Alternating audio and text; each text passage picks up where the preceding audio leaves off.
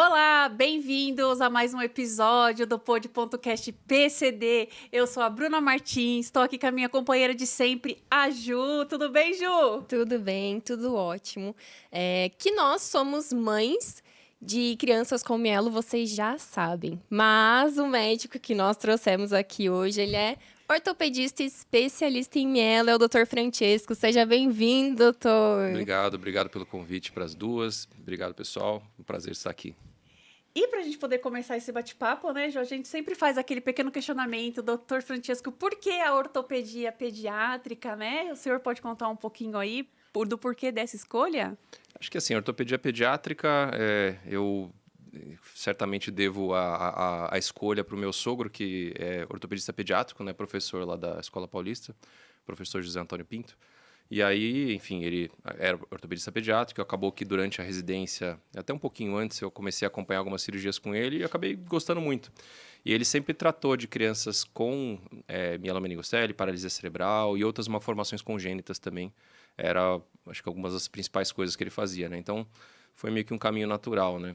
Eu sempre gostei também de desafios, digamos assim, né? Então, acho que quando eu fui fazer ortopedia, é muito comum que você faz joelho, por exemplo, ou quadril, ou coluna até que é um pouco mais desafiador, mas não que não seja, mas você acaba vendo muito de uma mesma coisa, né? Então, quem faz joelho vê muito prótese de joelho, lesão do ligamento cruzado, lesão de menisco e meia dúzia de outras coisinhas assim. O que me atraiu na ortopedia pediátrica é essa possibilidade da gente ver a criança como um todo, e não só do ponto de vista de várias articulações, mas também assim do desenvolvimento inteiro, né? Porque é uma coisa que você faz com uma criança de 1 ano, de 2 anos, e outra coisa com adolescente ou até com adulto jovem, né? São várias fases, né, São do várias fases, desenvolvimento. É isso mesmo. Interessante. E eu vi que o doutor fez uma especialização no tratamento de crianças com mielomeningocele, né? Porque hoje, quando a gente vai buscar um profissional, na sua grande maioria, tá tudo envolvido no PC, né? Então, Sim. a gente, mãe de criança com mielo, a gente às vezes fica até meio chateada, né? Porque tudo que envolve é a paralisia cerebral, né? Uhum. Então, e o doutor fez essa especialização no tratamento para crianças com mielo? Foi também uma casualidade que me trouxe até aqui, na verdade, Que porque bacana. eu sempre gostei de ortopedia pediátrica e acabei que, acompanhando meu sogro e também na residência e na especialização aqui no Brasil, quando eu fiz na Escola Paulista, a gente tinha muita criança com paralisia cerebral, que realmente é uma doença muito mais prevalente, e tinha algumas com mielo também, né? Depois eu fui fazer uma especialização na Austrália, né? Eu acabei fazendo um fellowship Legal. de doenças neuromusculares e tinha, a maior parte era paralisia cerebral, mas tinha um ambulatório de mielo, que era específico lá, que era era o xodó lá do Dr. Paulo Selber, que também é uma referência em paralisia cerebral, mas ele gostava muito desse ambulatório de mielo que tinha lá. E toda vez que ele vinha para Melbourne, para Sydney, uma vez por mês, a gente fazia esse ambulatório juntos, né? E acho que, na verdade, o que acabou me fazendo gostar mais assim e ter mais experiência foi quando eu voltei para o Brasil, né, depois em 2012, e quando eu entrei na CD. Porque aí eu comecei a trabalhar na CD de Osasco e lá eu fazia a clínica de mielo. Então, eu atendia mielo, eu atendia amputados também na época e trabalhava no laboratório de marcha. Depois eu vim para a CD Ibirapuera e aí continuei fazendo mielo lá na Ibirapuera, paralisia cerebral, basicamente mielo, paralisia cerebral e análise de marcha, né? E eu acho que a outra casualidade foi quando a doutora Denise Lapa, né, que faz cirurgia por fetoscopia de mielomeningocele também para correção intraútero, eu acabei sabendo que ela estava fazendo essas cirurgias, foi logo no comecinho, né? Devia ter feito ali, não sei, talvez uns 20 casos, 30 casos, alguma coisa assim. E eu fui falar com ela que eu gostava muito de mielo, tudo que eu queria acompanhar os pacientes, né? Acompanhar o grupo, tudo mais. E a gente teve uma maratona de mielomeningocele, acho que um pouquinho depois, não me lembro agora se foi 2018, 2019, a gente fez um atendimento assim de um monte de crianças lá.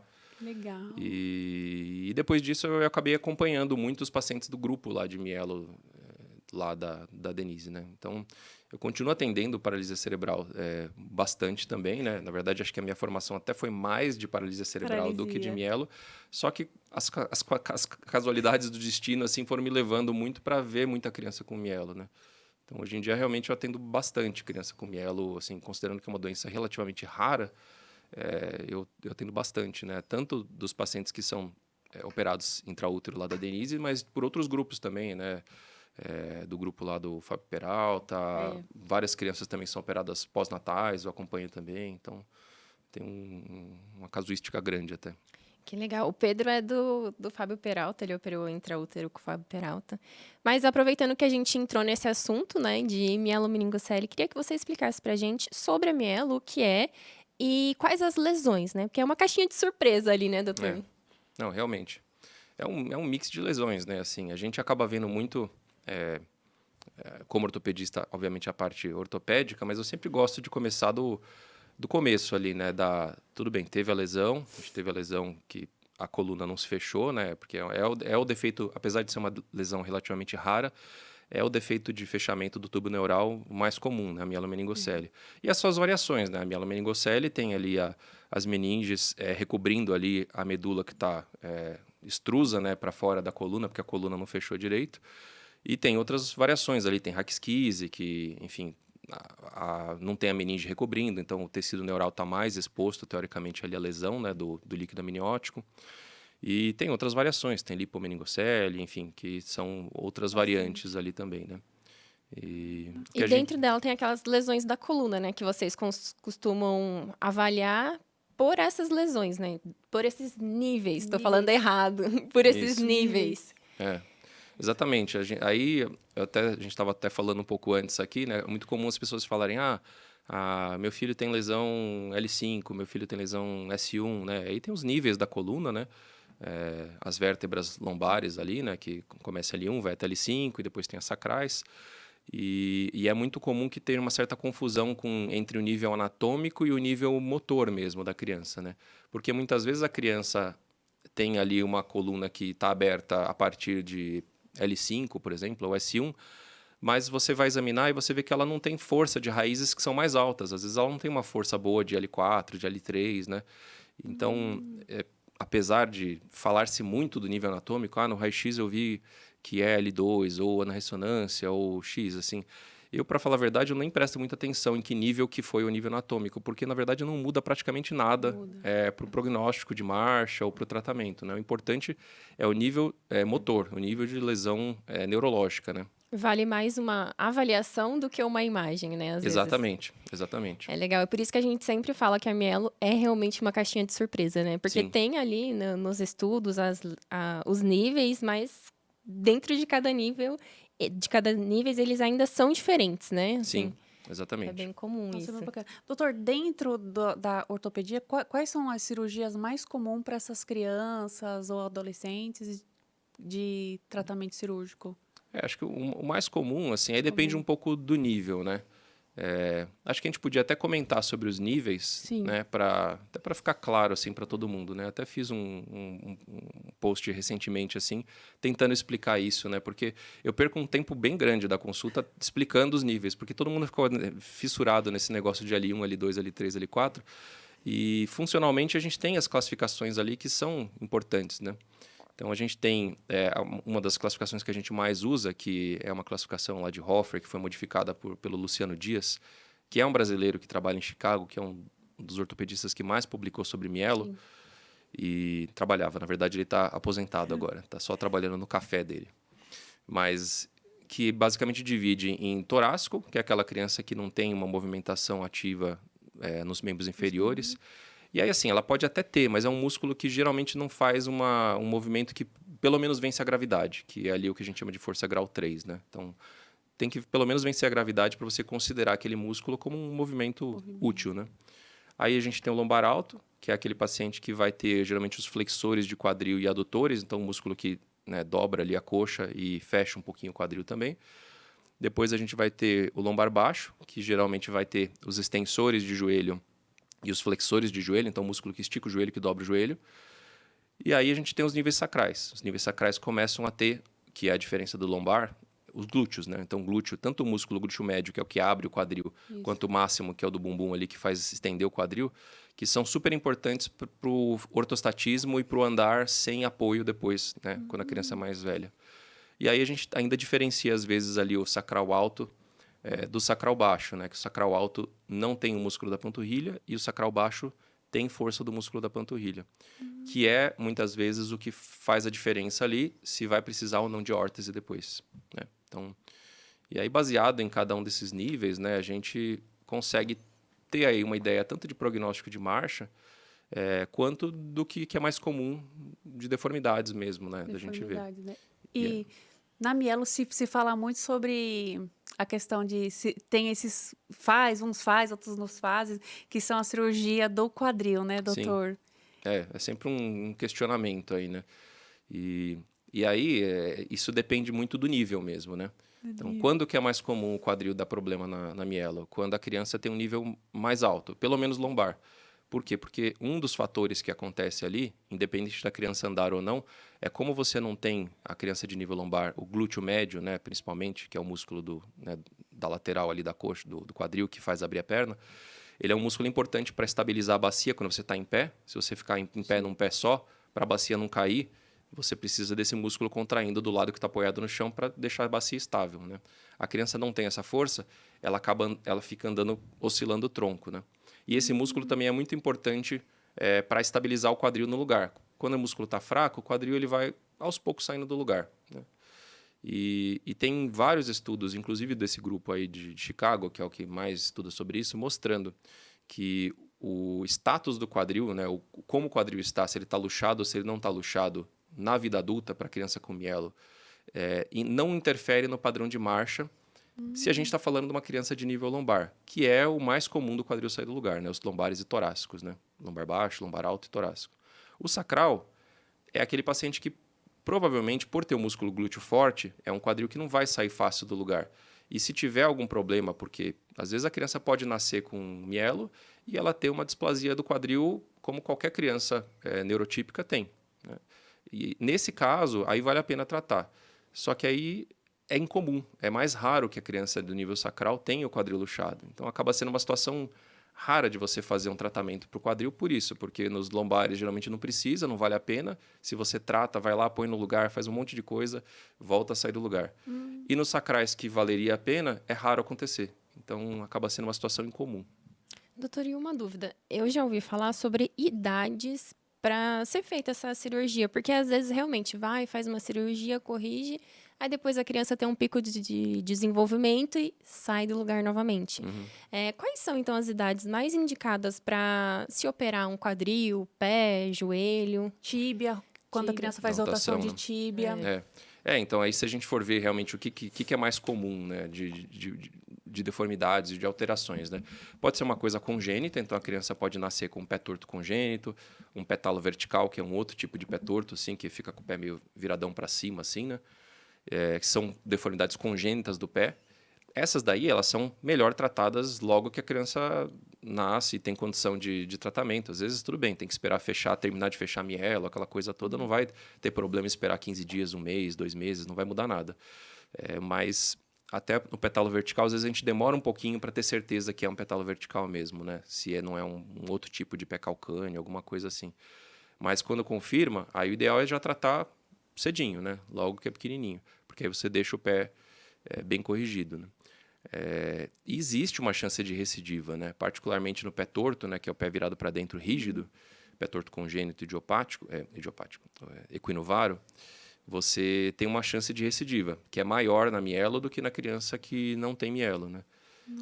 Esses pés tortos, eles são mais comuns nas crianças um pouco mais altas também, né? Então, o pé torto congênito é mais raro no sacral do que nos lombares, né? O pé calcâneo também é mais comum nas crianças que são lombar baixo ou sacral alto, por exemplo, que não tem a panturrilha e tem o músculo que puxa o pé para cima. E o petalo vertical também, geralmente, aí pode ser em qualquer um, na verdade, petalo vertical. Então, esses casos são cirurgias que são feitas cedo. Outro exemplo de cirurgia feita cedo, a criança que nasce, às vezes, com o joelho em hiperextensão, né? Porque, às vezes, ela não tem força direito dos isquiotibiais, que é o músculo que tem atrás, que às vezes eu falo que é um lombar médio, assim, né? O lombar médio, ele tem uma força de quadríceps boa, que é o músculo que estica o joelho, mas ele pode ter uma força mais fraca ali dos isquiotibiais, que é o músculo que dobra o joelho. Esses casos, a criança, você precisa também, que nasce com o joelho hiperextensão, você geralmente precisa tratar logo, né? Então, mas isso é uma questão de, assim, faz algumas trocas de gesso e o joelho vai dobrando e você consegue corrigir logo, né? Praticamente todo o resto, que não são esses daí que eu falei, o ideal é você esperar, né? Sempre Esperar esperar. mais para frente. Você falou da rotação da tíbia. É um problema comum, né? Eu vejo muitas mães assim, meio desesperadas, assim, porque a criança começa a andar ali com 3 anos, às vezes, dependendo do nível, e ela tá com o pé virado para dentro, muito virado para dentro, assim. Aí fala, nossa, não tá muito virado para dentro, tá caindo muito. Aí, vamos tentar a órtese. Mas a órtese piorou. Então, vou colocar a órtese e o sling. Tá mais ou menos, tá bem. Mas aí sem o sling fica muito virado, né? Quando que é a hora de corrigir essa tíbia que tá virada para dentro para tentar deixar ela virada para fora? Geralmente não existe necessidade nem indicação de corrigir uma tíbia virada para dentro para virar para fora. Por quê? Porque a tendência natural da tíbia é ir virando para fora com o passar do tempo. E é comum que a criança com mielo mais velha assim, às vezes a partir dos 7, 8, 9 anos, esteja com uma torção tibial externa. E aí você pegou uma tíbia que era rodada para dentro com 3 anos, deixou ela retinha, e às vezes 1, 2 anos depois ela vai estar extremamente virada para fora, né? Então, a correção da rotação interna a gente praticamente não faz e espera, porque ela geralmente roda sozinha. Muito raro não rodar. A correção da torção tibial externa, que é um problema às vezes mesmo, aí a gente costuma fazer, se der para esperar mais para perto dos 9, 10 anos é melhor. Mas É às uma vezes melhor não dá. idade, né, É uma doutor? melhor idade. Para evitar, porque recidiva muito. É o que você falou, né? Você cresce e recidiva. Isso aí era uma dúvida minha, né? Porque o Otávio tá com 6 anos e ele já tá com um encaminhamento para fazer essa cirurgia da tíbia, né? É, E eu, nossa, mas. assim, aqui às vezes é tão extremo, eu já peguei isso, né, na CD principalmente, assim, às vezes é uma rotação tão extrema que às vezes vale a pena fazer, se não está conseguindo segurar com sling ou outras formas, né? E porque atrapalha, estressa muito o joelho, você andar com o pé virado para fora, na hora que a criança pisa, ela começa geralmente a entrar com o joelho, assim, Começa a rodar. e faz Aí. o que a gente chama de estresse em valgo no joelho, e é ruim para o joelho a longo prazo, né? Então, às vezes, assim, quando está muito extremo, a gente tem que fazer a correção mais precoce, mesmo sabendo que talvez a gente tenha que fazer de novo depois. Para evitar, para dar uma qualidade de vida, assim, né? Evitar que a criança fique caindo tanto, né? Isso. São essas coisas que vai melhorar. E outra coisa que também é relativamente comum, principalmente nos níveis lombares, assim, ou em criança que não usa órtese e precisa, é você começar a ficar com flexo do joelho, né? Porque o que acontece é que quando a gente tem a panturrilha fraca, né? Os níveis lombares, o sacral alto, a criança não consegue controlar o avanço da perna, né? Na hora que ela apoia o pé no chão, a perna vai muito rápido para frente e o joelho lá em cima acaba dobrando. Então, geralmente as crianças de nível lombar e sacral alto, elas precisam de uma órtese para controlar isso. Porque senão o joelho vai ficar dobrado a maior parte do tempo na hora que ela está andando, e enquanto ela é pequenininha, às vezes está tudo bem. Só que isso vai estruturando com o passar do tempo, e chega uma hora que você vai examinar a criança, você não consegue esticar o joelho mais deitado, assim, né? Você tem força e não vai. E isso vai piorando, né? Porque ela vai crescendo, andando com o joelho dobrado, né? Imagina a gente andando agachado o dia inteiro, assim. Gasta uma energia violenta, o joelho vai ficando mais, enfim, fragilizado por causa disso, né? E aí, às vezes, é um procedimento que também tem que ser feito, assim, corrigir essa flexão do joelho. No caso do meu filho Otávio, toda vez que ele para, ele faz essa flexão do joelhinho. Aí tem que sempre chamar a atenção dele. Vamos, compensa isso aí. Fica ereto. Estica. Estica. Mas toda vez que ele para, ele faz dobra, essa né? compensação no joelho. Parece que dá um muito alívio. comum, E o Pedro, às vezes, ele quer correr, quer andar rápido, e ele anda quando rápido, né? Quando um pouquinho quer na correr, ponta, assim. na ponta do pé. Porque ele vai em um estirão e pum. Pra ele chegando até onde ele quer, tá ótimo, né? Independente de como ele foi. Mas a gente fica preocupada realmente, porque aí você fica pensando, será que é o joelho? Será que é o pé? Será que é o quadril? Será que é a tíbia? Meu Deus, é uma caixinha de surpresa mesmo, Tem uma né? série de coisas para avaliar, realmente. É que essa situação é comum, né? E aí você fala, mas ele consegue esticar o joelho quando você fala. Consegue, só que isso é um movimento que é muito difícil de automatizar na marcha, né? Porque eu sempre falo que foram milhares de anos de evolução para a gente fazer esse mecanismo de marcha bípede que a gente faz hoje em dia, e usando a panturrilha para controlar o quanto que o joelho estende. Então, quando você não tem a panturrilha, você depende só do quadríceps, só do músculo da coxa. E aí, geralmente, são essas crianças que você vê, né, os lombares baixos ou sacral alto, assim, eles têm uma coxa geralmente grossa e uma panturrilha bem fininha. Fininha. Verdade. Eu achava que era a órtese que Que deixava ia fina, deixando né? fino. Então, não é. É a falta de força mesmo. Tanto Não é que se tem. você pega crianças que, porque não usaram órtese, porque os pais não quiseram, a criança não quis ou ninguém orientou, elas continuam com esse mesmo padrão, né? E com o joelho, forçando o joelho, né? É Nossa. como se você estivesse andando agachado o tempo inteiro. Você ia ficar com uma coxa super grossa, assim, né? Só que aí você tem a panturrilha, né, para compensar. Eles não têm, às vezes, a panturrilha forte, né? Nossa, caramba. Doutor, tem muitas mães que eu acredito que seja pela falta de conhecimento, né? Que não colocam seus filhos para fazer esporte, porque acham que porque tem um quadril luxado, não pode fazer uma ecoterapia. Não, tipo, limita mesmo a questão, né? As crianças com mielo, elas podem realmente fazer esporte? Pode, claro. Assim, às vezes você precisa adaptar uma coisa ou outra, mas é super importante, assim, tanto do ponto de vista social, né, psicológico, que ela vai ficar mais inserida, mais incluída, né, essa sensação de pertencer ali ao seu ciclo social, né, de amigos e tudo mais, quanto do ponto de vista metabólico para ela também, né, porque a criança com mielo, ela tem uma tendência a sobrepeso, né. E se a gente não estimula ela de alguma forma a gastar energia, né, ela acaba realmente ficando um pouquinho com sobrepeso. E isso é ruim né, no longo prazo de sobrecarga no joelho, sobrecarga na coluna, nas outras articulações. Né? Então, eu acho que é super importante sim, estimular a participar, claro, dentro da habilidade de cada um e da possibilidade de cada um. Né? Às vezes tem que fazer o esporte com órtese e falar, mas ele não consegue jogar bola com órtese, assim. É mais difícil? Mas assim, eu tenho um monte de paciente que joga bola com órtese, então Ai, que alguma coisa bacana. eles fazem, né, para conseguir jogar. Tem um paciente que joga bola de muleta, e aí, claro, tem todas as variações. De repente a criança não anda, é cadeirante, tem um monte de tipo de esporte Tem o adaptado, né? Tem basquete basquete de sentado, né? De cadeira, cadeira, tem exato. É bem legal. N opções, né? Exato. E pensando assim, né? A criança está em um esporte, o que a mãe ou o ortopedista que acompanha essa criança tem que ficar de olho, né? Quais são os riscos que a criança com mielo tem de se lesionar? Acho que os riscos são muito parecidos do que com uma criança assim neurotípica, né, digamos, e talvez até um pouco menos assim de fazer o esporte, né?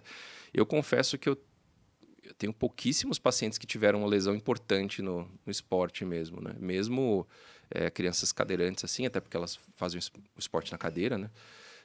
Mas mesmo crianças que andam e usam órtese e tudo, eu acho que é mais comum eles se lesionarem se eles, por exemplo, precisam de uma órtese e não usam, porque aí começa, isso eu já vi, assim, ficar com dor crônica no joelho, porque anda e fica correndo o tempo inteiro com o joelho muito dobrado, né? A questão do quadril é muito raro, assim, né? Por que a gente não trata o quadril nas crianças que têm nível lombar? Primeiro porque eles saem de volta do lugar e já tentaram fazer todas as tentativas possíveis no passado aí. Falar, o músculo é fraco, vamos tentar pegar um músculo que é forte e passar para lá. Né? No passado eles pegavam o psoas, que é o músculo que flete o quadril, e passavam para o trocânter maior, que é onde insere o glúteo, né? Para tentar ver se ajuda a segurar o quadril no lugar. Não funciona, é uma cirurgia enorme, não funciona, não dá certo. Né? O quadril sai do lugar de novo. Então vamos ficar tentando pôr o quadril de volta no lugar. Você faz várias vezes a cirurgia e o quadril sai de volta. E tem um estudo muito legal lá do grupo de Chicago, né? Mostrando o padrão de marcha de crianças com mielo com quadril luxado e sem quadril luxado, mas com o mesmo nível, né? Mesmo nível de força. Né? Então pegavam um lombar baixo com quadril luxado e sem quadril luxado. E o padrão de marcha, né, por análise de marcha, é exatamente o mesmo. Né? Então, o fato do quadril estar fora ou não influencia tanto desfecho dor, é muito raro ter dor nesses pacientes do quadril. Não tem dor, então, né? Quem tem Muito quadril raro, luxado não tem. muito raro. Diferente da paralisia cerebral, que tem dor, né? Tem Mas dor. é um problema diferente, né? A paralisia cerebral é uma paralisia espástica, né? Então o quadril fica meio que sendo apertado lá contra o ilíaco, contra o osso, e aí com o passar do tempo faz doer. Mas na mielo não, é uma paralisia flácida, né? Então, em geral, não dói. Atrapalha muito mais se você tem um encurtamento muscular. Às vezes você tem ali, de repente, está quadril luxado, mas não consegue abrir a perna da criança. Aí ele está andando mal. Mas ele não é por causa do quadril que está fora, né? Ele está andando mal porque, às vezes, ele tem uma força diminuída, que é inerente ao nível dele, e porque, às vezes, ele está com uma contratura muscular que você tem que tratar a contratura, né? Fazer ele conseguir abrir a perna um pouquinho mais, por exemplo, né? Além desses alertas, assim, que você deu aqui agora pra gente, né? Existe algum outro alerta que a gente tem que ficar de olho, assim, dentro da mielo? Porque eu sei também que tem a medula presa, né? É, E dentro da medula presa tem alguns sintomas ortopédicos, às vezes, né? sim. Acho que isso é um dos pontos mais importantes, assim, né? Que se você vai ver, por exemplo, escoliose em criança com mielo, pode acontecer precoce, né? Porque às vezes a criança nasce com a mielo e uma vértebra normal ali, uma vértebra pela metade, né? Que a gente chama de hemivértebra. Mas às vezes acontece dela nunca não ter, assim, de repente, aí com 6 anos, você vê que ela estava tendo ganhos e ela começa a piorar esses ganhos, né? Eu falei 6 anos, mas pode ser antes, pode ser com 4, né? Com 3 anos. De repente ela estava tendo uma evolução e aí começa a diminuir. Aí você vê que ela tem força de um nível sacral, assim, consegue fazer, mas os músculos são meio rígidos, assim, meio travados, ou não eram e começaram a ficar, né? Ou, de repente, você vê que a criança não tinha uma escoliose e apareceu a escoliose ali com 3, 4 anos, ou até um pouquinho mais. E aí é um sinal de medula presa, né? Assim, apesar de ter ali essas idades ali que eu falei, às vezes, né, pode ser um pouquinho mais precoce, 3, 4 anos, mas eu já tive caso assim que começou a apresentar escoliose depois dos 9, assim, né? Nossa. E aí é muito Nove anos. difícil uma criança de nível lombar baixo para baixo ter escoliose nessa idade que não seja por causa de medula presa, assim. Praticamente não acontece, assim, né? Então, se aparecer escoliose, precisa pensar em medula presa, né? Então, geralmente, a mudança de padrão, né? A gente Mudança tem de que padrão. ficar de olho na mudança de padrão, que era e mudou, e por que que isso está acontecendo, né? Principalmente uma Sempre perda, muda. né? Perder, assim, de repente, função, né? Perder força. Começar... Porque até tem uma frase legal que o Dr. Selber fala, assim, que Paulo Selber foi o meu mentor lá em Sydney, né? Quando eu estava lá em Sydney. Um dos. E aí ele fala muito assim, que a criança com paralisia cerebral, ela tem todos os músculos preservados, assim, do ponto de vista de... Eles estão lá, só que ela não consegue controlar, ela não sabe controlar eles direito, né? Dependendo do nível da paralisia também. A criança com mielo, ela não tem todos os músculos preservados, mas ela sabe os que ela tem preservados, ela sabe controlar exatamente. Tanto é que ela consegue fazer várias compensações ali, do tipo fazer mais força com a coxa porque a panturrilha está fraca para esticar o joelho, né? E isso a paralisia cerebral não consegue, porque eles não conseguem controlar. A mielo não, eles conseguem controlar porque o problema do cérebro não é esse, né? Assim, o problema é ali na medula, né?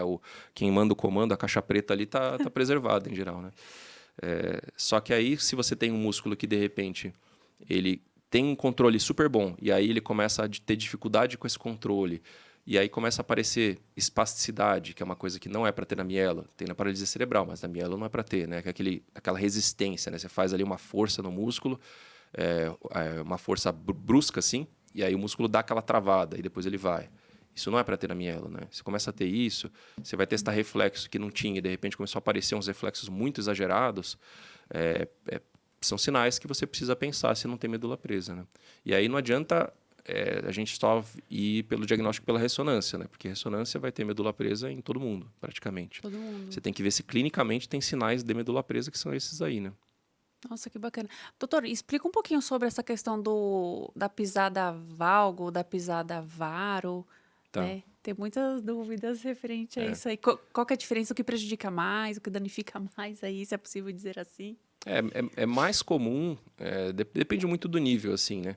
Mas o pé valgo é mais comum, de uma forma geral. Na mielo é o mais comum, É o pé mais valgo. comum. Exceto, assim, quando às vezes é um nível meio intermediário ali, entre sacral alto e sacral baixo, ele pode acontecer da criança ter um predomínio dos músculos que puxam o pé para dentro sobre os que puxam o pé para fora. E aí, quando ele pisa meio para dentro, assim, com o pé meio virado para dentro, é varo. Quando ele pisa com aquele pé chato, bem viradão para fora, assim, é um pé valgo, né? O pé valgo, em geral, é mais comum. Mas tem várias crianças que têm o pé varo também. Tem. No pé varo, assim, se não for aquele pé torto, congênito, viradão para dentro, assim, de uma forma geral, é mais fácil de corrigir, né? Porque você vai lá, faz... Normalmente a gente tem que soltar os tendões que estão em excesso, né? E aí é uma coisa que não vale muito a pena, geralmente, você tentar transferir. Você pega um tendão que de repente a criança puxa muito o pé para dentro e não tem a força do que puxa o pé para fora, né? Aí não adianta você tentar tirar esse que puxa o pé para dentro e pôr em algum outro lugar para ver se ele melhora a distribuição. Na miela não funciona muito bem, assim. É melhor soltar esse tendão e deixar o pé mais molinho para ele ser mais ortetizável e do que você querer preservar uma função de um músculo que está fazendo um movimento que a gente chama de parasita. Ele está deformando o pé, ele não está servindo para nada, exceto deformar o pé. Então, nesses casos, vale mais a pena soltar, às vezes, o tendão mesmo. Às vezes a gente até tira um pedacinho para tentar fazer com que ele não refaça, e mesmo assim, às vezes ele refaz. Para deixar o pé molinho, né? Ele tem que ser um pé que a gente chama de ortetizável, né? Caber na órtese bonitinho. Isso eu estou falando uma criança de nível sacral alto, lombar, né? Se for um sacral baixo, aí é outra coisa. Às vezes, sacral baixo não tem quase nada de alteração, aí de repente ele tem um pezinho mais cavo, ou um pezinho mais plano, e aí, às vezes, o tratamento é um pouco diferente, mas... Nesse caso aí, é a partir de que idade que é indicado um procedimento cirúrgico? Esse daí, às vezes, a gente quando o pé é muito varo, se não está cabendo na órtese, né, tá brigando com a órtese, está machucando, que é comum acontecer, é sinal de que está na hora de fazer alguma coisa. E às vezes acontece com 3, 4 anos já de precisar fazer. E no valgo? O valgo é mais incomum da gente tratar tão cedo assim, porque o valgo é aquele pé que, por insuficiência dos músculos ali, ele vai desabando, né?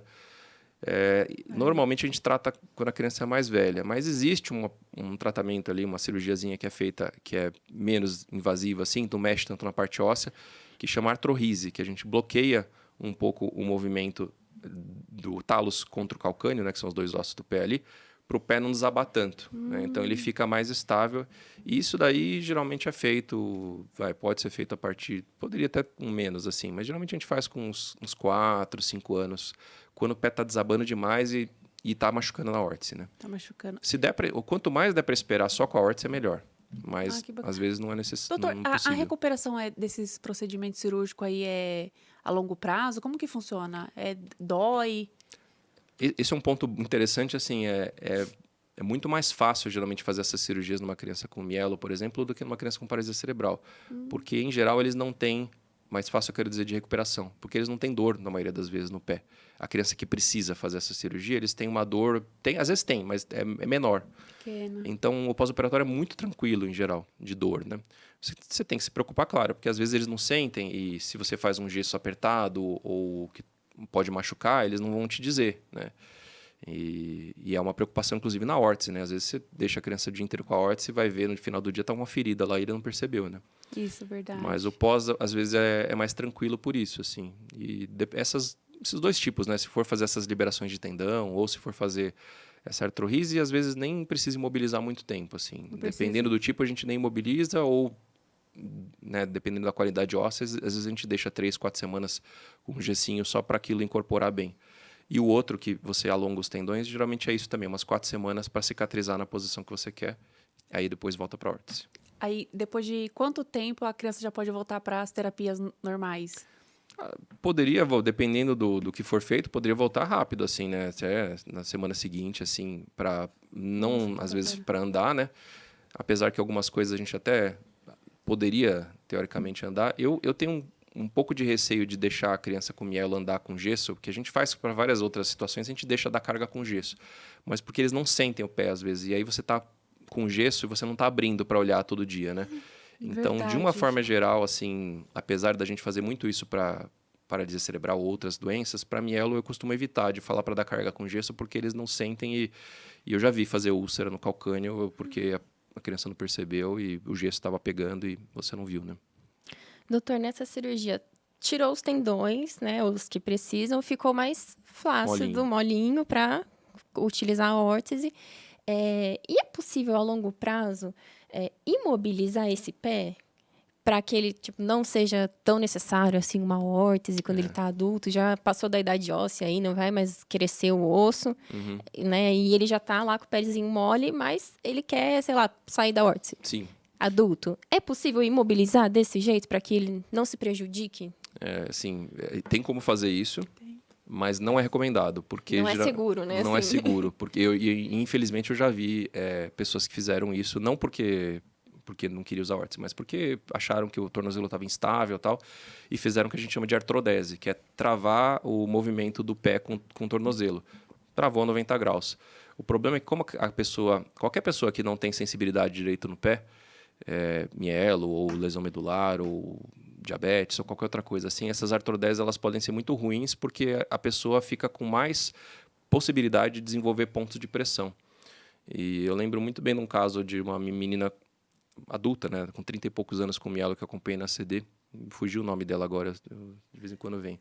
Mas ela tinha feito uma artrodese tibiotársica nela, que é uma artrodese da tíbia com o pé, né, basicamente. E a posição originalmente tinha ficado boa até, só que as articulações do meio do pé, elas começaram a degenerar e o pé foi ficando com uma deformidade, assim. E ela começou a fazer uma úlcera no meio do pé, assim. E era um negócio muito difícil, assim, para tratar. E depois a gente acabou fazendo lá uma cirurgia para puxar o calcanhar para baixo e tal, mas eu já vi pessoas que acabaram terminando em amputação, porque a úlcera não fechava, osteomielite, sabe? O negócio começa a agravar tanto e que você não consegue ter outra saída. Então, infelizmente, Recomendado. não é recomendada. E é possível para quem já fez desfazer? Não tem um jeito seguro de fazer isso, assim. É igual dos tendões também, né? Cortou. Já era. Teoricamente sim, mas o tendão, ele fala, puxa, que é uma situação comum, né? A criança de nível sacral alto, assim, o lombar baixo, tá puxando o pé para cima e não tem o músculo, tem zero do músculo que puxa o pé para baixo. O que acontece? O pé começa a ficar calcâneo. Ele vai indo para cima, para cima, para cima, para cima. Chega uma hora que você não consegue nem trazer a 90 graus mais para baixo, porque ele fica só indo para cima. E aí, sinus aórtico, pior ainda, porque aquilo vai estruturando, né?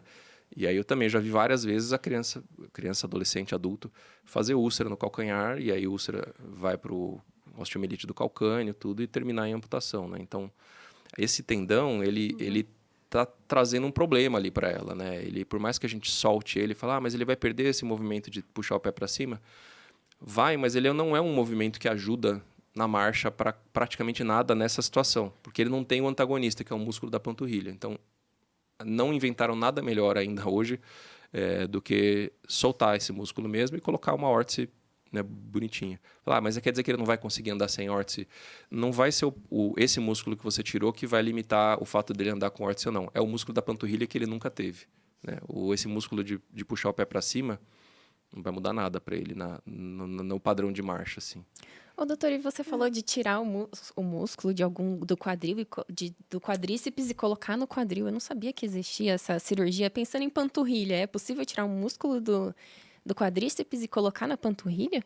Na verdade teria que ser uma transferência local, né? Mas também já tentaram todas essas transferências Não possíveis. funcionou também. Panturrilha fraca, vamos pegar o tibial posterior e pôr para trás. Ou vamos pegar o fibular e pôr para trás. Já fizeram todas essas tentativas. Não chega, porque o músculo da panturrilha, ele é um dos músculos mais fortes do corpo, né? O da panturrilha e o quadríceps. Então, você pega o tibial anterior, por exemplo, que é o músculo da frente, ele tem 10 vezes menos força do que o tríceps. Você pega o fibular, não sei nem o número, mas deve ser umas 15, 20 vezes menos força do que o tríceps. Então, você precisaria juntar todos os músculos ali para pôr para trás, para eles terem uma função que talvez não fosse 100% do que precisaria. Então, não dá certo. Então ia mudar também, né? Não ia mudar. A vida do paciente. Mas quer dizer que não consegue andar sem órtese? Consegue, na verdade. Muitos pacientes conseguem andar sem órtese. E, às vezes, dentro de casa, ok. Né? Vai no banheiro, vai fazer, acordar à noite, aquela coisa toda. Tudo bem. A gente tem que pensar só na maioria dos cenários, assim, vai andar a longa distância, é melhor, vai ficar andando com o joelho dobrado, assim, é uma coisa segura para o joelho dele no longo prazo? Provavelmente não. Né? É um adulto que, às vezes... E outra coisa também, assim, às vezes a criança, você vai usando órtese a vida inteira, tal, chega na vida adulta, acho que dá para folgar um pouco mais principalmente nesses ambientes dentro de casa, esse tipo de coisa, assim, porque você já passou aquele estirão e não vai as deformidades, elas não vão aparecer tanto quanto acontecem nessa idade, né? E outra coisa, assim, que se você não introduz a órtese quando a criança é pequenininha e resolve que com 10 anos ela está andando com o joelho muito dobrado, você vai fazer uma cirurgia, ela precisa da órtese, é assim, praticamente impossível você convencer a criança de usar. Então, foi até um dos pontos, teve a Academia Americana de Paralisia Cerebral e Medicina do Desenvolvimento agora, que fala de mielo, fala de todas essas doenças também. Um dos pontos que eles falaram lá da mielo, não mudou muita coisa, mas ressaltaram no resuminho final da aula, assim, que introduzir órteses e aditamentos de forma precoce é crítico para que a pessoa consiga continuar usando, né? Se conscientize de que é importante usar, né? E falando agora de órteses, né? Aquela órtese SMO.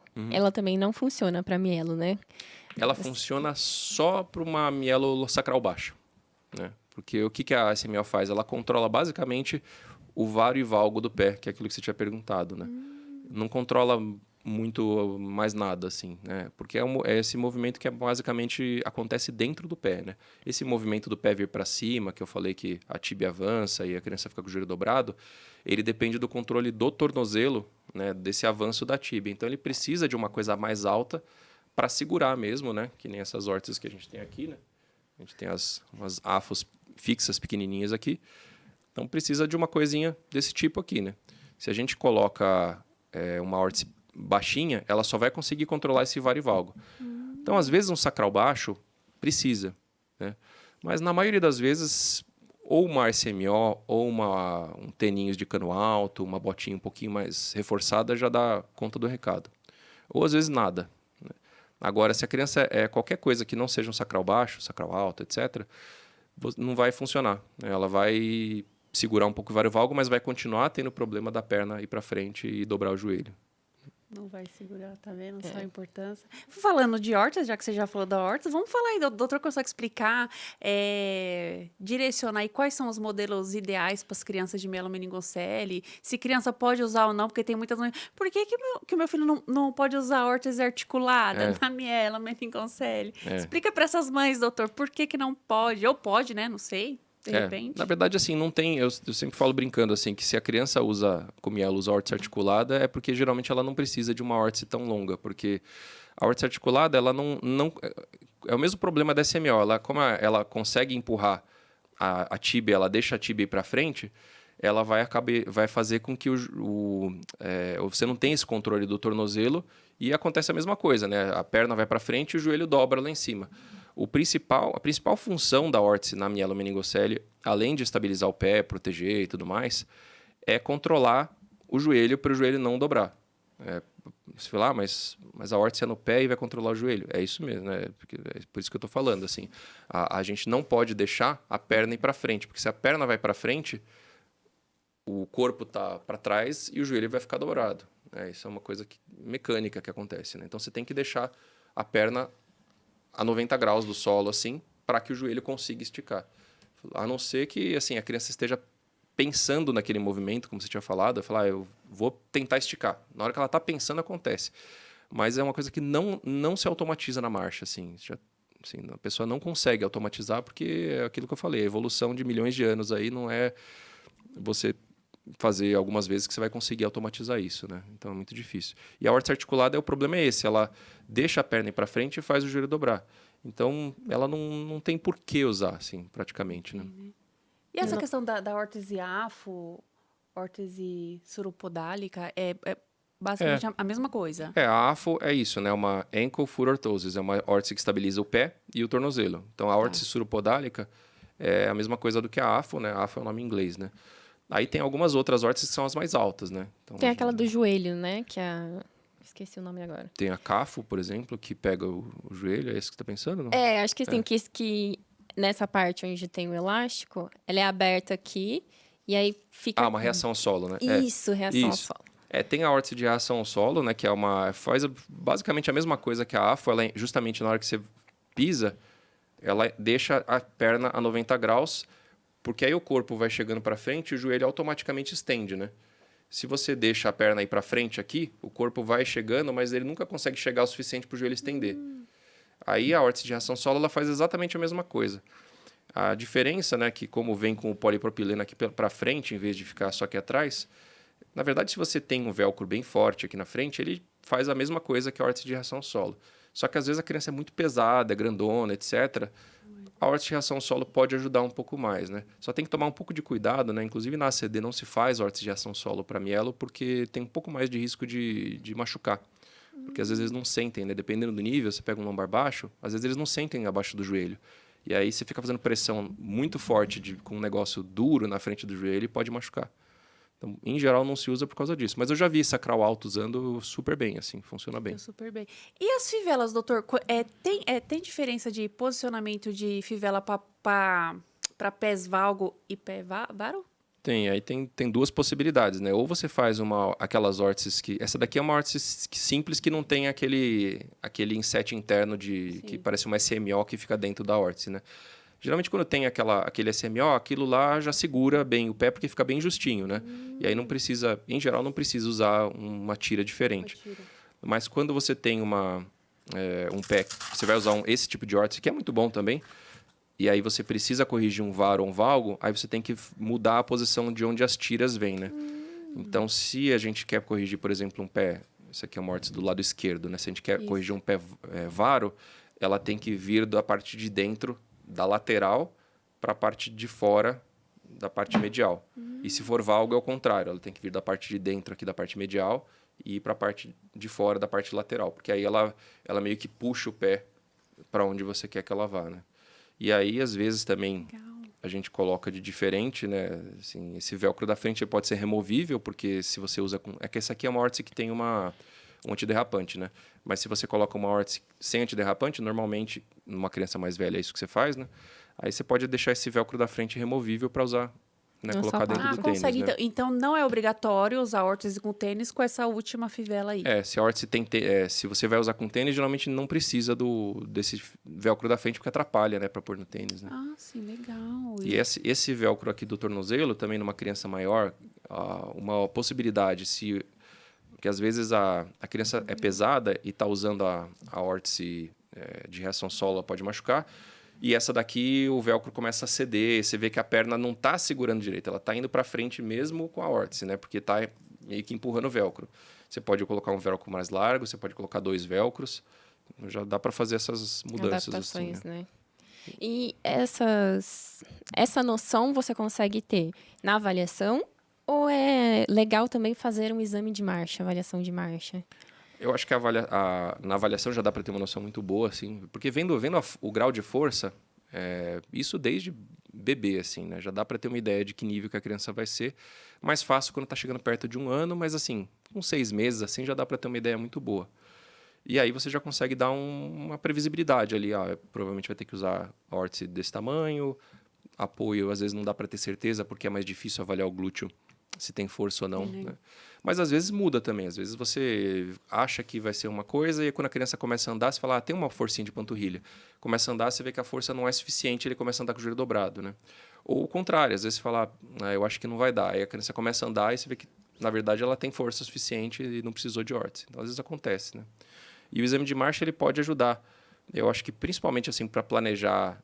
se você está com muita dúvida nesse quesito de órtese, e até, às vezes, é até educativo para quem está acompanhando e para os pais também, de saber por que a órtese fixa é melhor nesse caso, né? Aí você consegue mostrar com os dados do exame de marcha ali que está sendo melhor. Por que esse caso precisa de uma muleta, por exemplo? Você consegue mostrar o que acontece de compensação e estresse no joelho e tal, com o exame de marcha. E também se você está pensando em fazer uma cirurgia, né? Você está pensando em fazer uma cirurgia para corrigir rotação, por exemplo, né? Quero corrigir a rotação da tíbia. Para ter certeza que não é o fêmur também que está rodando, esse tipo de coisa. Então, o exame de marcha ajuda bastante nesse ponto. Então, é importante, sempre se fazer. Porque, doutora, eu já conheci profissional, médico fisiatra, que falou que esse exame é banal para crianças com mielo. Ele dá muito mais informações para a criança com paralisia cerebral, porque a gente vê muito a questão de ativação muscular também. Sim. Mas ele ajuda bastante, assim, principalmente nessa questão rotacional da criança com mielo. Nos outros aspectos, ajuda, assim, principalmente digamos, educar as pessoas para você ver se a órtese está melhor ou não, para confirmar isso até, né? Porque às vezes a gente tem dúvida, né? Se a órtese realmente está deixando o joelho fletir ou não está. E isso você consegue quantificar, né? Mas, então é isso, assim, eu acho que é um exame que ajuda muito. Talvez para a paralisia cerebral realmente ele seja um pouco mais fundamental do que para mielo, para algumas coisas menores principalmente. Você vai corrigir um pezinho que está meio viradinho para dentro ali, porque o tendão está puxando. Talvez não precise fazer um exame de marcha para isso. Mas a criança mais velha está com alteração rotacional, está com a perna rodada para fora, joelho dobrado, um monte de coisas complexas acontecendo ao mesmo tempo. É muito difícil você, só com a avaliação visual, ter certeza de tudo que tá acontecendo, né? E como é feito, doutor, esse exame aí? Quanto tempo demora? Como é feito? A criança é levada aonde? Como é que funciona? O doutor pode dar um detalhe? Sim, ela vai num laboratório. Aqui em São Paulo tem na ACD, tem no INREA, né, que é do HC, Sim. da Rede Luci Montoro, e tem no Einstein também, né? Então, é um exame que a criança geralmente demora umas 3 horas para coletar, mais ou menos. Então, é feito uma história clínica, um exame físico, aí faz algumas medidas ali no corpo da criança e colocam uns marcadorzinhos que são reflexivos, né? Umas bolinhas ali em vários locais, para você conseguir ver, para que essas bolinhas consigam ser vistas pelas câmeras infravermelho. Então, tem ali 8, 10 câmeras no laboratório. Essas câmeras emitem uma luz infravermelha que é capturada de volta. E aí o computador consegue interpretar, como tendo pelo menos 2 câmeras vendo a bolinha ao mesmo tempo, consegue criar uma coordenada tridimensional da onde está aquela bolinha no computador. E tem 10 câmeras porque, dependendo da posição, uma bolinha pode ficar oculta para uma das câmeras e aí, pelo menos alguma câmera está vendo, né? Se você está com andador, né, muleta, etc., os aditamentos podem ficar na frente também. Então, o bom de ter muitas câmeras é isso, né? E aí, com isso, você consegue criar um modelo tridimensional da forma como a criança está andando. E, basicamente, é isso. Você coloca a criança para andar para lá e para cá. Cansa um pouco porque ele fica andando para lá e para cá várias Mas vezes, né? ele é alternado? Ele anda com órtese, sem órtese, com Isso. andador, sem andador? Aí Tem você que tem levar todos os equipamentos que a criança usa. Se tem várias situações, aí o ideal é que colete mesmo nessas situações. Porque é muito comum ter isso, né? Além de uma avaliação pré-operatória, é uma avaliação... é melhor andador ou melhor muleta? E às vezes você pode olhar assim e falar, eu acho que o andador está melhor, assim, eu acho que a muleta fica melhor, mas por quê, né? O exame de marcha consegue quantificar, ela anda mais rápido, ela tem um índice de desvio de marcha lá, que é um índice que a gente mede melhor com o andador, por exemplo, enfim.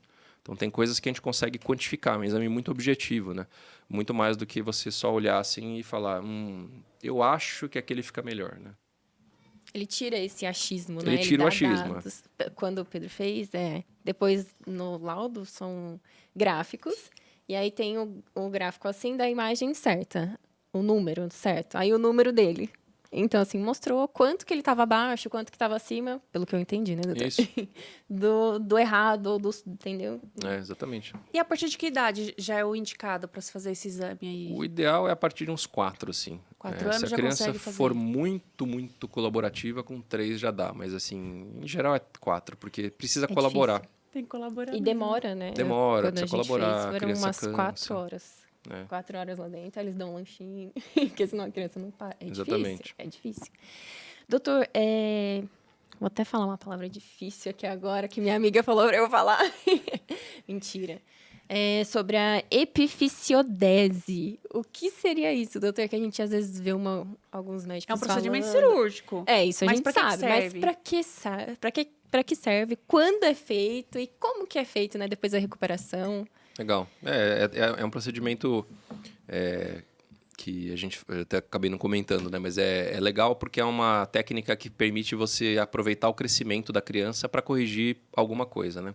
No caso da mielo, mais comum ou para o joelho, você tem aquele joelho flexo que eu falei que você não consegue esticar. Então, uma das possibilidades é essa, você colocar são plaquinhas que a gente coloca, ou um parafuso, que você coloca na frente do joelho ali, do lado da patela, fazendo com que a parte da frente pare de crescer um pouco e deixe a parte de trás crescer. E aí, com isso, o joelho vai gradativamente esticando. Então, é um jeito assim que é menos agressivo de fazer você corrigir esse tipo de deformidade, né? Só que funciona para quando você tem ali até uns 20 graus de flexo de joelho, se for muito mais do que isso, não vai corrigir tudo, assim, demora para corrigir, né? Então não é suficiente. Mas se for até uns 20 graus de que você mede de flexo ali, em geral, corrige super bem. É uma possibilidade, né? Um outro uso, né? Porque a epifisiodese basicamente é bloquear a física e a placa de crescimento, né? No caso, a gente está fazendo mais uma epifisiodese temporária, que hoje em dia o pessoal fala muito em crescimento guiado também, né? E aí a outra possibilidade, além do joelho, né, na mielo, seria o tornozelo, porque o tornozelo também, o pé valgo, às vezes o pé é desabado, mas às vezes o tornozelo fica valgo, porque a fíbula ela cresce menos do que a tíbia e fica tortinho, assim, você faz um raio-x de tornozelo, o tornozelo está torto, não é só o pé. E aí uma coisa que pode ser feita é bloquear o crescimento da da placa de crescimento da tíbia com um parafuso. Você coloca um parafuso que atravessa ali e aí ele vai corrigindo, né?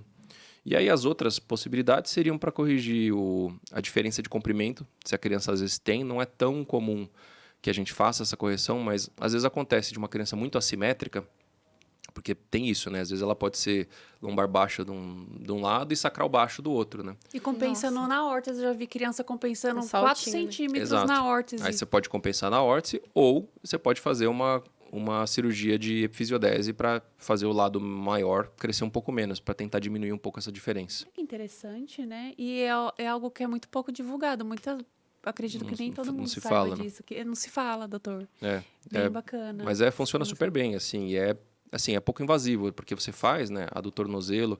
Essa da frente do joelho, às vezes incomoda mais, mas incomoda mais em paralisia cerebral. Em mielo vai geralmente super bem também. A do tornozelo, assim, você pode andar no dia seguinte se só fizer isso daí. Para diferença de tamanho, dependendo de como for feito também, tem como fazer com as plaquinhas ou com os parafusos que são percutâneos. Entra por um furinho na pele, assim, né? E ele não fica na articulação, não atrapalha nada. A criança pode andar com aquilo, porque ele fica dentro do osso, né? Então ele nem percebe que aquilo tá lá. A criança também, se estiver bem, pode andar no dia seguinte, né? Então Nossa, a que recuperação bacana. é muito boa, assim, quando faz só isso, né? E o uso do suspensório, doutor? Tem um suspensório aí que é um pouco meio polêmico, que é o Pavlik, né? Pavlik. Ele é bem polêmico. Tem uns que indicam, outros que não. Pois é, então. Assim, é a mesmo raciocínio para o tratamento cirúrgico da luxação do quadril, né? Quando você acha que a criança tem que é um nível sacral e tem um quadril que está meio displásico, que pode ter, assim, a displasia do desenvolvimento do quadril nas crianças neurotípicas acontecem ali, 1 para 1000 nascidos vivos, é muito comum, né? Então pode ser que ele tenha um nível sacral e tenha uma displasia do desenvolvimento do quadril. Aqui às vezes pode até ter uma relação com a mielo, às vezes ele estava numa posição ruim dentro do útero ou mexeu pouco e depois, né, ganhou força e por isso o quadril não desenvolveu. Se examinando parece que a criança é o nível sacral, aí às vezes vale a pena investir, usar. O problema é que às vezes a gente pega, que é mais comum, uma criança com quadril. Você vai ver a criança com 2, 3 meses, ela tem um quadril bem instável, assim, né? Você vai examinar a perna toda mole ali, né? Praticamente muito pouca força. Aí usar o Pavlik, falar, vamos usar então, porque é só um suspensóriozinho, né? Tranquilo, né? Qual que mal pode fazer? Mas não é tão bem, não é tão inócuo assim. Se você usa, e eu já vi acontecer, e você fala, vamos colocar. Aí coloca lá, aí o quadril começa a não melhorar. Aí você, vamos deixar mais um pouco, aí vai deixando. Aí dali a pouco a criança faz 3 meses com aquilo lá, você tira, na hora que você tira o quadril, de novo volta a sair do lugar. E aí a criança ficou 3 meses com o Pavlik, além de atrapalhar no desenvolvimento, assim, porque vai ficar 24 horas por dia com o Pavlik, né? Mas não é nem o ponto principal. Às vezes começa a dar tanto encurtamento muscular de ficar naquela posição, porque ela não tem, às vezes, a força de todos os músculos para conseguir voltar a sair daquela posição, né? Uma criança típica, você coloca um Pavlik, que às vezes demora mesmo 3 meses, né? E aí você tira o Pavlik, ela tá lá chutando. E aí volta, né? Ela fica naquela posição com a perna aberta, assim, mas volta. A criança que não tem um movimento normal não volta, ela fica com a perna aberta. E aí, às vezes, depois você começa a querer fazer as coisas com a criança de físio, estimular, e ela está com a perna aberta. E aí você não consegue trazer a perna para o meio. Eu já vi criança que ficou com, assim, você não conseguia sentar na cadeira direito de tão aberta que a perna ficou depois, ou no carrinho, ou enfim. E depois começou a andar com a perna aberta rodada, com o quadril super contraído, assim, contraturado na frente, você tem que fazer um alongamento do músculo da frente para tentar melhorar a posição ali tudo, né? E assim, quando a gente começou a ver essas cirurgias intraútero, eu até achei que talvez houvesse... A gente ficou curioso de saber se ia ser um pouco diferente, né, o prognóstico, né?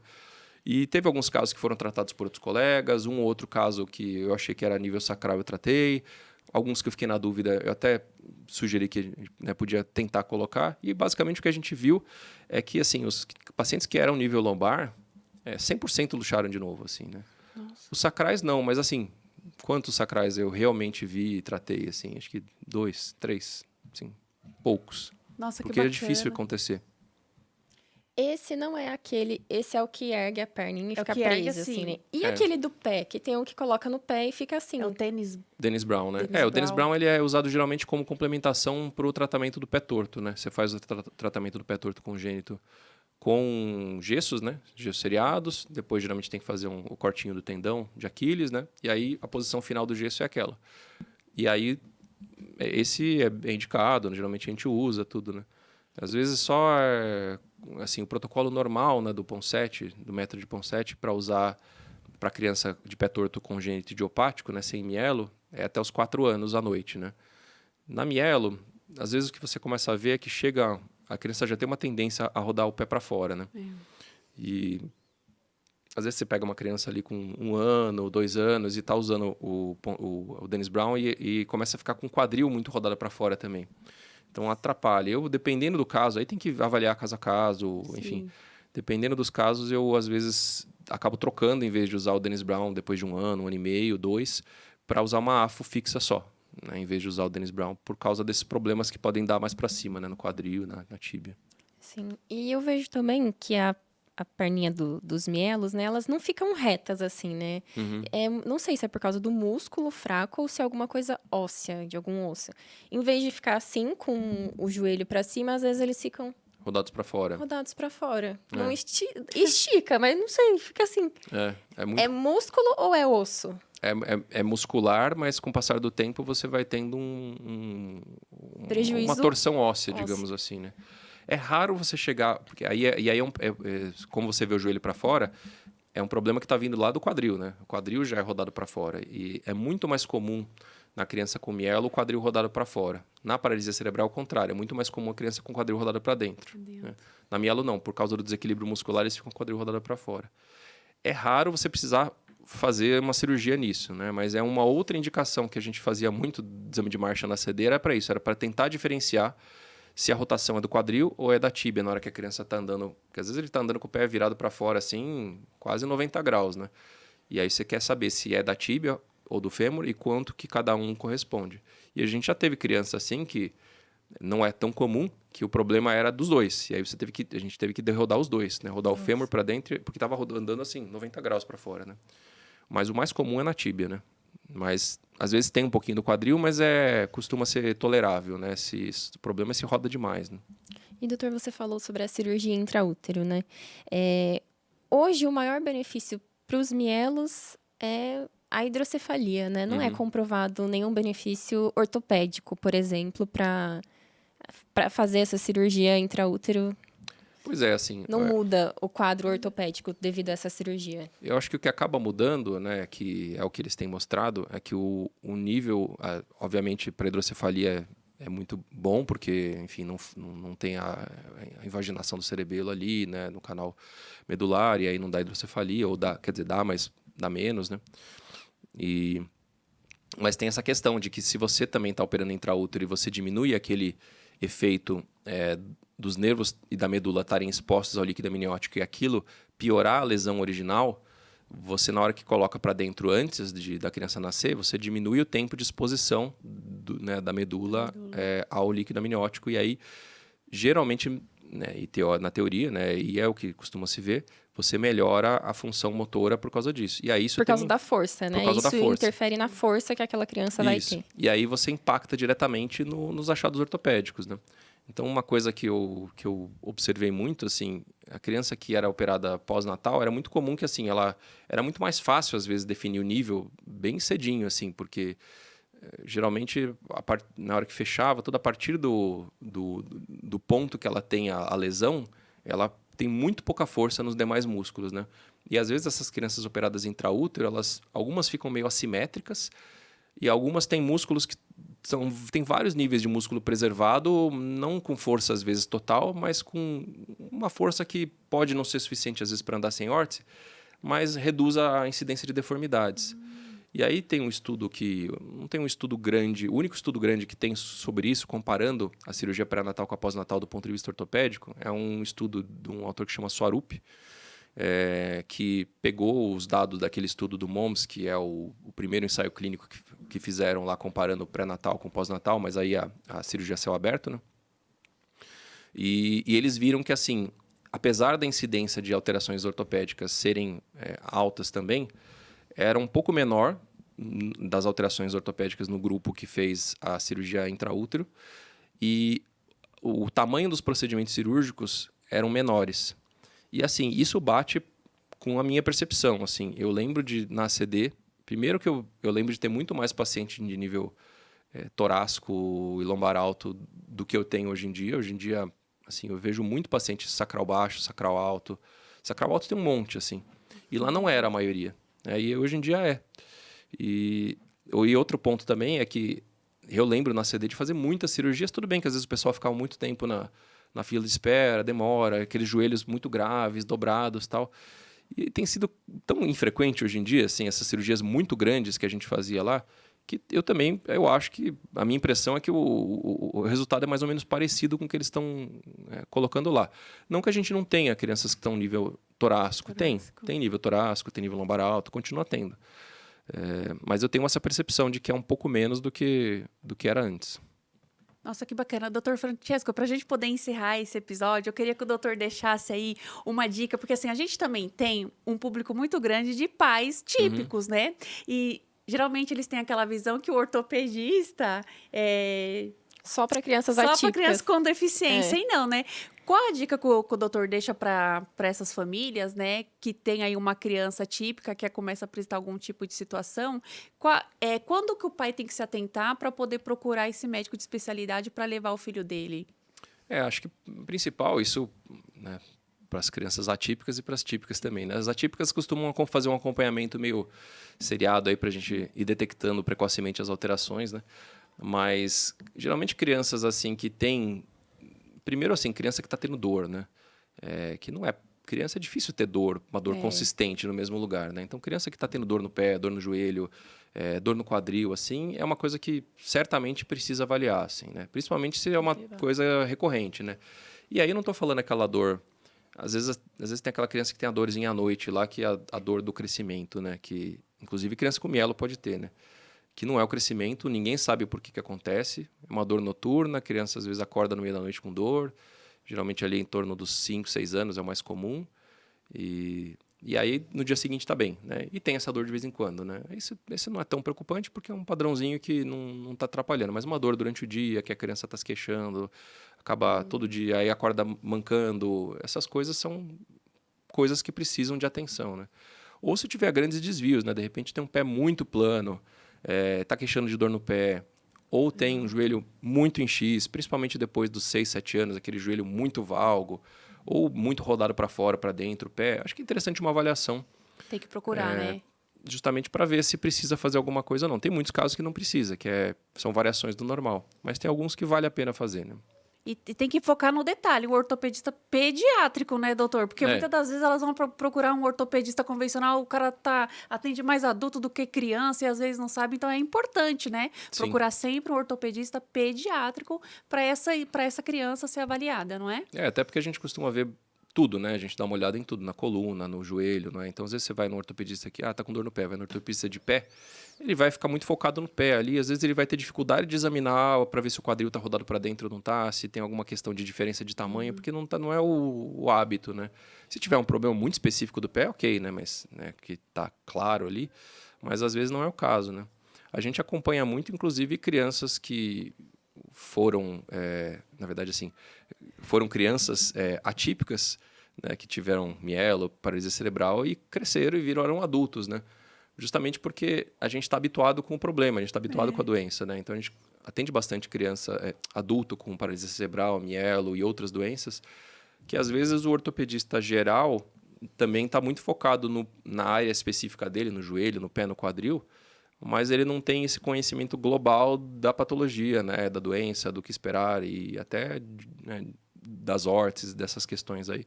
Então, não é incomum que a gente, apesar de ser pediátrico, veja essas crianças que tinham deficiências e cresceram e continuam precisando de algumas, né, que é coisas. importante também, né, doutor? Com Acompanhou certeza. tanto essa criança só porque ela ficou ali com os 18 anos, não vai acompanhar mais? Exatamente. Né? Acho que é bem bacana ter esse acompanhamento, sim, né, Ju? Sim, com certeza.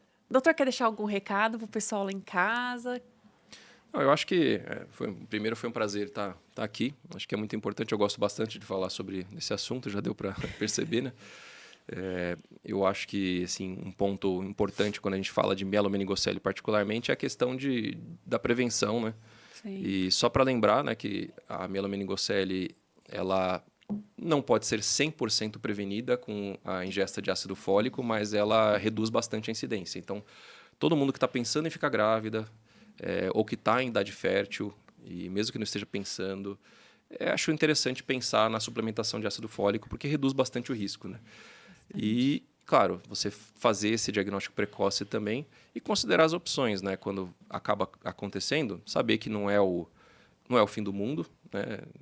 A doutora Denise gosta de falar que diagnóstico não é destino, né? É ponto de partida. É o ponto de partida, exatamente, né? O Renan, que a gente fez um simpósio no Mato Grosso semana passada, lá de mielomeningocele.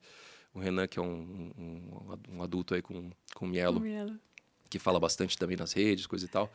Ele colocou essa frase mesmo, né? Que mielo não é o fim, é só o começo, né? Então, acho que é importante isso também. Mesmo tendo diagnóstico, tem uma infinidade de coisas que dá para fazer aí e não é para se desesperar. Exatamente. Você aí que está buscando ter um ortopedista pediátrico, procure aí o Dr. Francesco, hein? Que como vocês podem ver, é sucesso, gente. É muita informação, né, Ju? Exato, a gente está saindo aqui. A gente achava que a gente conhecia, né? Hoje a gente está conhecendo várias coisas novas. E o bom disso é porque a gente adquire conhecimento e não se deixa ser enganada. Por isso que eu falo, o conhecimento é a melhor ferramenta que nós, mães, podemos ter. Né? Porque a gente, quando vem aquela pessoa, fala, não, Dr. Francesco falou que é assim, ó. Vamos seguir o pé da letra. Não foi só eu que falei, né? A literatura. A literatura falou. Exatamente. Quer deixar um recadinho, Ju? Eu queria agradecer o Dr. Francesco por estar aqui hoje conosco. É muito especial para a gente falar sobre esse assunto, né? Exatamente. Tá ligado com o nosso propósito, né? Com tudo que a gente começou, a gente deu início no podcast por causa da mielo, então realmente ela não é o fim, é só um começo para buscar novas alternativas, né? E hoje a gente aprendeu aqui que tem várias. Muitas. Então é isso que eu queria deixar. Eu também quero agradecer, né, pela disposição do doutor de estar aqui conosco, né? A gente sabe que a agenda é muito concorrida, então, assim, a gente vibrou, né? Quando a Luciana falou, doutor Francesco, a gente vibrou, né? Porque é um prazer nosso, né? Em ter vocês profissionais aqui, dando esse... É uma pré-consulta, né, Ju? A gente chega a falar que isso aqui é uma pré-consulta, né? Para as pessoas que não têm uma condição de estar ali dentro de um consultório, né? Faz agregar muito na vida dessas pessoas. É como se abre ali um leque, né? E dá um norte, um direcionamento para essas mães que não têm essa informação que é tão importante que o doutor acabou de passar aqui. Sim. Então, muito obrigada pela sua participação. Imagina. Eu sempre esqueço. Tá. Todos os nossos convidados recebem aqui uma... muito obrigado. Pequena lembrancinha, uma caneca personalizada. Olha, essa daqui foi até personalizada. Todas são personalizadas, doutor. Pra Muito você tomar bom. um cafezinho lá na Get Moving. Muito obrigado. Vou levar lá pra clínica. Lembrando da gente, viu? Obrigadão, viu, doutor? Imagina. E nós não podemos deixar de encerrar esse episódio sem agradecer aí aos nossos apoiadores, os nossos patrocinadores, para vocês todo carinho, né, Ju? Exato. E continue nos apoiando, gente, pelo amor de Deus. E tchau, até o próximo episódio, né? Tchau, gente. Até mais.